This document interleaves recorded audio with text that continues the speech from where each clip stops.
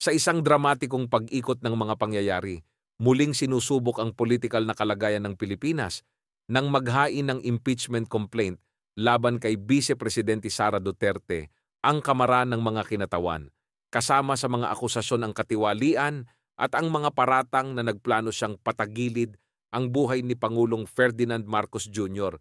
na nagdulot ng matinding pagtalakay sa buong bansa.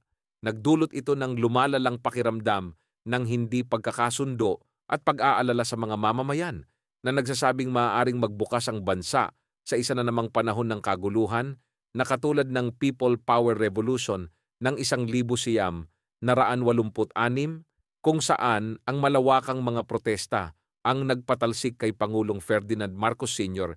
at nagbalik ng demokrasya habang nagpapatuloy ang mga paglilitis sa impeachment at nakatakdang magbalik ang Senado sa Hunyo 2025, patuloy na tumataas ang tensyon. Bagamat wala pang nakikitang malawakang protesta, lumalalim ang hidwaan sa pagitan ng mga pook ng pamilya Duterte at Marcos at tumataas ang mga saksi.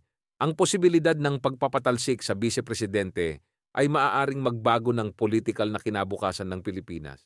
Ang mga mamamayan ay nagmamasid ng mabuti sa mga kaganapang ito, umaasang magbabalik ang kapayapaan, ngunit may kamalayan na ang malupit na politikal na sistema ng bansa ay maaaring humantong sa isa pang pagbabago. Magkakaroon ba ng isa na namang people power movement? Maaaring magdanas ba si Marcos Jr. ng parehong kapalaran ng kanyang ama at matanggal mula sa posisyon ng mga tao?